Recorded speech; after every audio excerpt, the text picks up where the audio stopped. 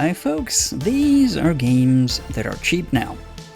If all you're looking for is my selection for the week, you can scroll down to the video description below and find a complete list of the games selected and the respective storefront link where to get them, either for cheap or for nothing at all. If, however, you're interested in hearing my thoughts on them, why they were selected, maybe why you would be interested in playing them, here we go. This time around, on our trek to a world of very tightly knit purses, so tightly knit that almost no money can come out of them for you to purchase games with, our first stop is, well, a platform with free games. You don't have to spend a dime, apart from, getting Amazon Prime. That's a hard sell, I know. But still, if you're a young person, you might enjoy the ugly-as-ass art style of Deceive Inc. that people tell me, younger people, is a very enjoyable online multiplayer shooter with co-op elements and PvP and spy gadgets and whatnot. You can get it for free. I wouldn't, but I don't always have the best taste in games. I am not omniscient. Second up, Call of Juarez, or Juarez, an old FPS. In fact, I would describe it as somewhere between Outlaws, that only people that played PC games in the 90s will recognize as one of the post-Doom-like FPS games, and Red Dead Redemption 2. Somewhere in between those, maybe too close to Outlaws, not close enough to Red Dead Redemption 2. Either way, it is a game you can get on GOG.com, DRM free, and it is an interesting game. Maybe a bit too janky and low poly for modern tastes. Not for me, though. Third on the list, we have The Invisible Hand. And that is an apt title. The game I would describe, not Stanley Parable, not the same pathos, I would say. It doesn't really evoke the same feelings as Stanley Parable, though it does have aspects of anti-authoritarianism and thinking about the effects of your actions. In this game, you're essentially playing as a stockbroker, or you're working in a financial firm, hence the invisible hand. That is really not so invisible because it directly affects markets, even though they're essentially gambling for high stakes, trying to deceive other people into making the wrong moves, so you make the right moves to capitalize on that, and you make money that they lost with other people's money. A wonderful thought experiment when it's theoretical, and that's what you have in The Invisible Hand.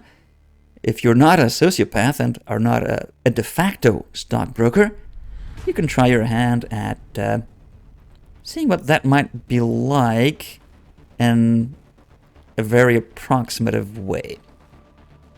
Moving along to roads even less well-traveled than Amazon Prime Gaming, we have a couple of games that are on sale on Gamersgate and Fanatical.com respectively. On Gamersgate, we have the Surge Dual Pack, the Surge 1 and 2. That is an action, I want to say hand-to-hand, but it's not really hand because you're a mechanical contractor. You're an enhanced person in a mech suit, kind of like Ripley fighting the Alien Queen style thing that you can improve and add parts to and whatnot. People compare it to Souls-like games, Dark Souls. It is essentially reading the enemy patterns to learn their weaknesses and how to attack them, how to avoid their attacks, and that sort of game.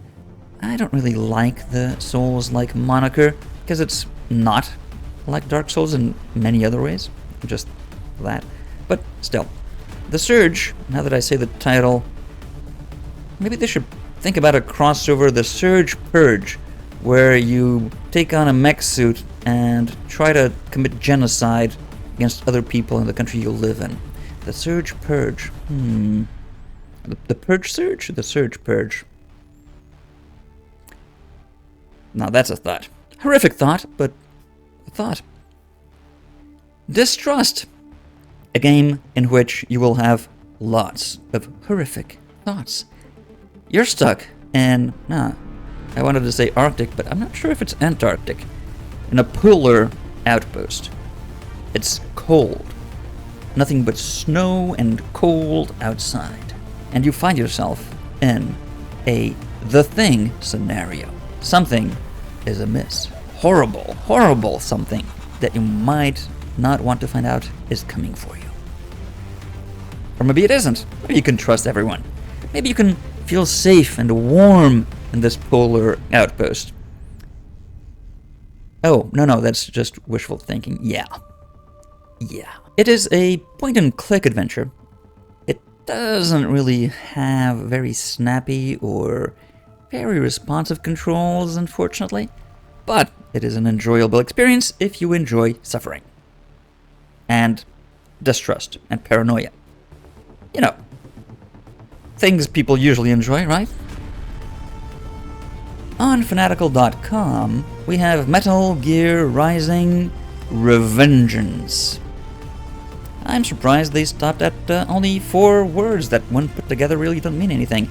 Especially the fact that if revenge is a dish best served cold, Revengeance is a dish best served in several courses? Actually, that doesn't make sense. A meal served in several courses. Because the gameplay is, for the most part, you slicing and dicing enemies. Think of it as the fruit ninja of cybernetic ninjas fighting armies of mechtoids. Yeah. Nailed it. That's a perfect description. That's a perfect description of Metal Gear Rising Revengeance. The satisfaction of planning and executing the perfect cuts on an enemy to separate the right parts at the right moment. It's a thing of beauty like none. I don't think there's, apart from Fruit Ninja, there's no other game that really uses a similar mechanic to that. Can't be that difficult, really. Well, if you haven't seen it, if you haven't played it, under €10 is well worth the price of admission. As is the Metro trip Underrail. It is spent mostly underground. It is a hard-as-nails CRPG. In many ways, people say it's an old-school No. There was no old-school CRPG like this. Not really. So, it's what people now would think, but isn't. An old-school RPG. It is very much a new-school CRPG, and all the better for it. Still, hard as nails. Still, lots of skills. Still, lots of stats to keep track of. But you don't really need to keep track of all the stats, do you? You can survive and push through with different builds. Oh my god, I died again. It's been 12 consecutive deaths. Yeah.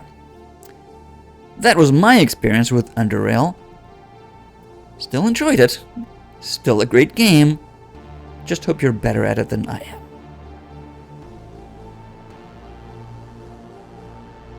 On to Humble Bundle. If you're interested in the monthly membership game packages, you can take a look at my before last video. I went through those. Currently on sale, however, we have Hollow Knight, a superb platformer. Metroidvania, people call them, because you have to explore and track back and find new ways to get past obstacles. And while that is true, frankly, I think Hollow Knight is better than Metroid. Frankly, I think Hollow Knight is better than Castlevania. So, really, isn't Metroid a Hollow-like? Isn't Castlevania a Hollow-like? You might want to reconsider the genres there. Less than 10 years, actually barely more than 5. also on sale. Not quite under the €10 mark, but close enough for Paradox Games, even though they'll still need a heck of a lot of DLC for this one. Hearts of Iron 4. You have a fantastic grand strategy game about World War II, and we can enjoy it for whatever few months we have left before World War III explodes in our faces. I'm joking. There's no way there's gonna be wars in the future, right? Wars are a thing of the past. The war to end all wars. Wasn't that World War II? Oh wait. Oh, that was also World War I. Oh, and they called the Napoleonic Wars the Great Wars because they thought that would be the last one. Right. Yeah. Well, looking into the future, you might want to, have an inkling of how devastating wars can be and how they can be won in computer-based simulation. But, that really translates well to reality, right?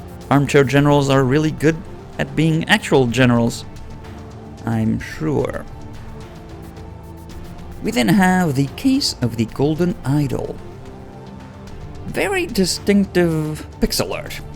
When I say distinctive, it's not that I dislike it, but it is so grotesque in a way, and freakishly asymmetric and almost sloppy. I'm not doing the art style justice, but the gameplay, the concepts, the experience are fantastic. What is also fantastic, and certainly I didn't expect because it's really not up my alley, Balatro, the addictive deck building game, somehow related to, I'm told, either blackjack, I believe, or poker. No, poker, I think. But not really. So you don't really have to know how to play cards to play Balatro, though it is addictive. Mayhaps more addictive than actual gambling. Well, at least you're not going to lose any more than slightly less than €11 on it. So that's a plus. And your life. On to greener pastures, less chronophagic pastures than Balatro. On GOG.com, we currently have a wonderful game, nay, a fable. Yes, that is an audacious claim. It is a modern-day fable. Loom, arguably not the best version, on sale on GOG.com, because there is no such thing as the best version. Even the fans of the game cannot agree on which version is the best, because some people prefer the VGA version with cut dialogues, cut scenes, but audio improvements and VGA graphics. Some say an improvement in some areas, not so much in others. I tend to agree. Then the original EGA version, not so pretty, some argue, but better designed, some argue. Complete dialogue, no audio voices, music. And then we have different platforms with different versions like FM Towns that have, yet again, different scenes, different dialogue, different sound. It is a mess of a multi-version game. Actually, I made a video about what an edited mashup of FM Towns and the CD VGA version would look like if you're interested. In any case, if you want to enjoy the game yourself, here it is, less than €2. Unfortunately, does not have the accompanying audio storybook that the original had. That's a shame, but you have all the manuals and the because it's a musical game, you should write down the musical formulas, the magic spells you're going to be casting, because they actually change from game to game. They're not the same every time you play the game. They slightly change. So write them down so you know what spells you're casting as you play. Different type of spell that fascist autocrat wannabes use are also on display in Wolfenstein 2: The New Colossus. Proof that fascism is a lot more fun when in fictional settings, not in reality. What a damn spectacular FPS game, and it's always fun to make up scenarios in which Nazis are ridiculous. Well, more ridiculous than in reality. Ridiculous, and You shoot a lot of them, and their plans all fail. And in the end, they all disappear into... no, there's a sequel. Okay. In which Nazis perpetually come back for more arse kicking. I mean, their arses getting kicked. The New Colossus. A game all about getting arses kicked, but frankly, your arse is getting kicked. Darkest Dungeon. A masterpiece of a game. I have no other way to describe it. It is, for what it's trying to achieve, as close to perfect as I've seen any game get to.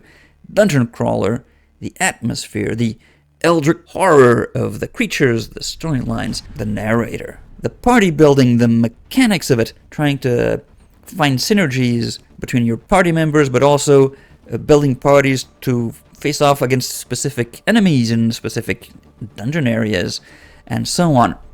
It is addictive. Some people say it's very difficult.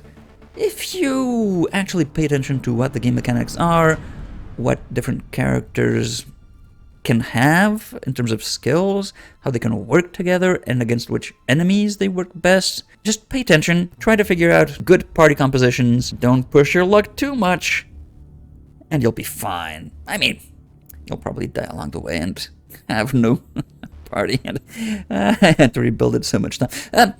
No, you'll be fine, you'll be fine. Fourth on GOG.com this week, Dragon Age Origins, the Ultimate Edition, that is the edition you want, for less than €3. You will also find this, if I'm not mistaken, on Steam right now, but that is not DRM free.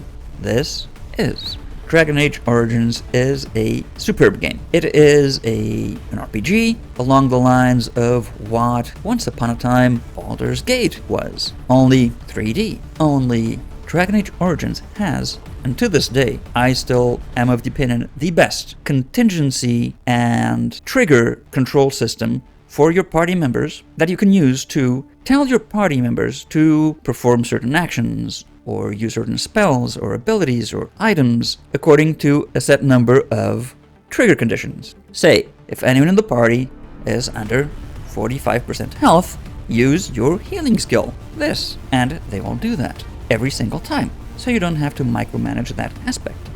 And you have so many options, you can really, not really program your party, but kind of program your party to function as you wish. And you can do that for each character and have different profiles set up. It is a magnificent system. And that still allows the AI to do whatever it wants outside of your trigger conditions, outside of your control setup. Incredible gameplay, incredible storylines, incredible characters, a true masterpiece.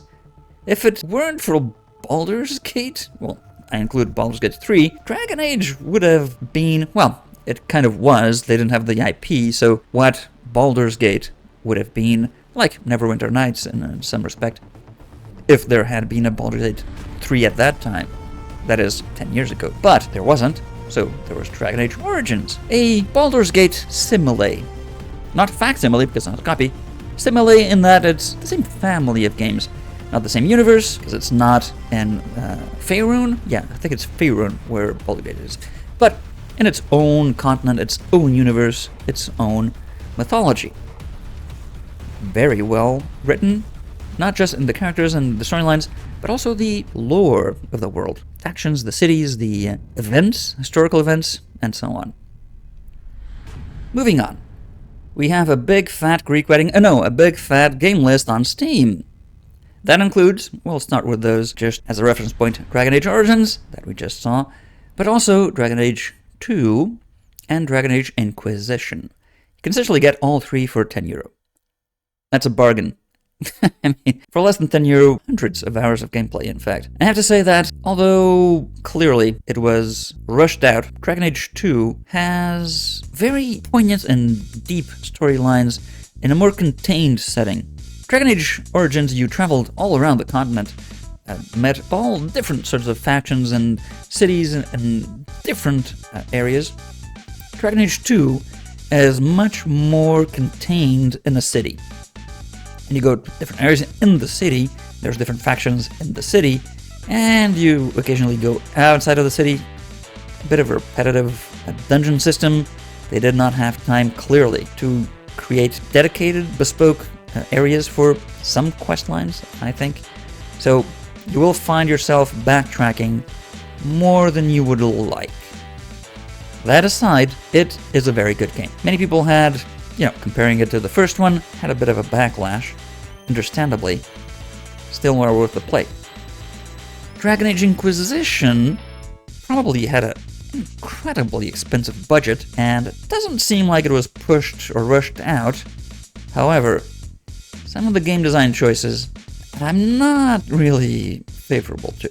I'm not sure if it's the influence of BioWare having experience with SWTOR, the Star Wars MMORPG, because you can find, unfortunately, MMORPG elements in this game that should not, in a million years, be in a Dragon Age game. Unless it's a specifically spin-off MMORPG. In a single-player game, fetch quests that literally tell you, go get me 20 of this. You come back and go get me 20 more. Will have you screaming at the screen. I will not do this. This is crap. Oh no, I need to do this if I want the objective on the overworld map to be... It can get frustrating. That said, it has magnificent world... Well, they're not very expansive, I wouldn't say, but very beautifully built world stages. You kind of go to different locations on the world map, and you have these fairly open but not very expansive areas. Some are quite expansive, most not so much, but they're beautiful. Almost every single one of them. Beautiful. The characters, I have to say, mostly well written, interesting. Gameplay is a bit too actiony, and the party control system is not as good as in Dragon Age Origins. It really didn't grip me by the short and curlies until the end. I kind of got halfway through, and okay, I'm having a good time, but I spent so much time already, and just stopped playing it. You might be luckier than I was, hopefully. Still a good game. Dragon Age, overall, definitely worth a look at. Death Road's Tournament. Now that's a game that is in the zeitgeist, to a degree, with the Mad Max movie. You are fighting other cars on a death road. I mean, what's more Mad Max than that? In a turn-based, as they say roguelike. Now I'm maybe misremembering. I think more roguelite, because from playthrough to playthrough, I think you do keep some bonuses to make the game easier, but might be mistaken.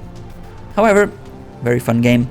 If you like Mad Max, if you like blowing cars with other cars that have weapon systems on them, you will like Death Roads. If you like building vehicles with weapons on them, you will also probably like Stellaris. Game, grand strategy in which you will build an interstellar empire.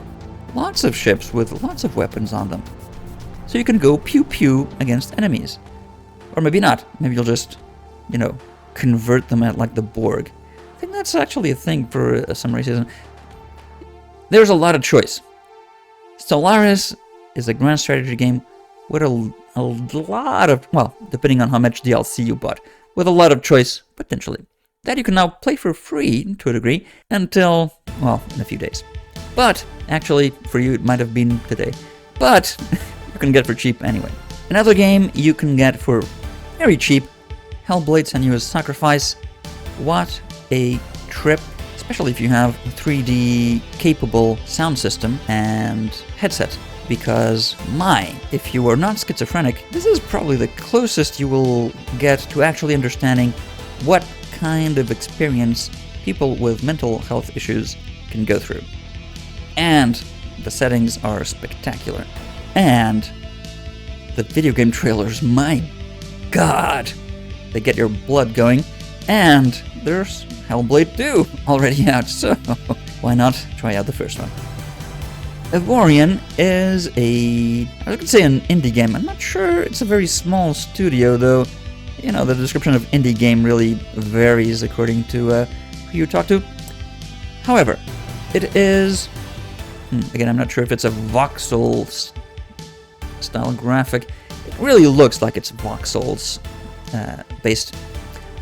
Magnificent exploration game. You can control spaceships, you mine minerals, you build spaceships, bespoke spaceships, you define each and every component, where it goes, what material it's made of, the geometry, the colors, and you're going to spend oh so much time just designing spaceships to your liking. You can control fleets of ships, you can automate, eventually, you can automate ships and have people piling them for you, so you don't really have to do all of the grinding. There's material grinding needed still. Very, very entertaining game. I never actually got to the center of the galaxy. Spoilers, that's kind of the objective of the game. But just because I didn't have time. Not because I didn't want to or didn't like the game I was playing. So if you have the time, you might be doing some more exploring than I managed to do in Evorian. A game you can also explore, not in the same manner as traveling in a spaceship, but story-wise, backdrop-wise. Beautiful cyberpunk landscapes, beautiful cyberpunk soundtracks, a sci-fi futuristic adventure game you will probably enjoy, and not quite the same way you enjoyed cyberpunk, as it were.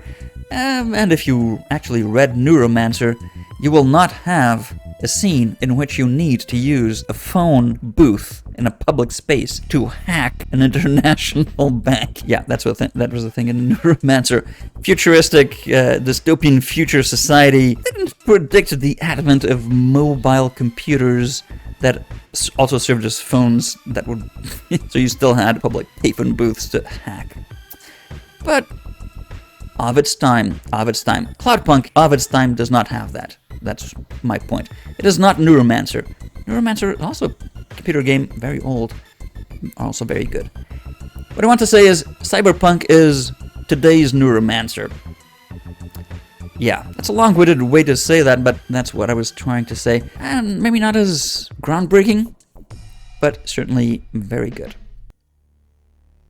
Invisible Ink. Well, if you're trying to, well, much like the characters in Neuromancer, complete heists and get corporate data and secrets and whatnot, you will be doing that in Invisible Ink by controlling, again, in the cyberpunk dystopian future, a crew of people, turn-based tactics, a bit of puzzle solving, because it's grid-based, trying to get your spies in and get to the objectives and whatnot. Very enjoyable, and once you get into the flow of using the right skills and using the right operators for the right jobs, man, you will get through those levels in magnificently sleek fashion. Moving Out is also kind of a puzzle game in that, well, let's be frank, much more casual. You are going to be moving things, yeah. Keeping it in line with the comparison to old games, it's kind of like Sokoban, but a lot better. Sokoban, you just pushed from a top-down view boxes around to solve puzzles. Moving Out has a bit more chaos and action to it. The Cultist Simulator. A game where you cause chaos, because you're a cultist. You're trying to bring the eldritch Lovecraftian horrors from the depths of hell and, well, the eternal abyss, or whatever the bad place is in this universe, into our world. You're kind of building card decks with different powers and actions and bonuses and taking your time trying to figure out what best to use and when to use it to get to your objectives.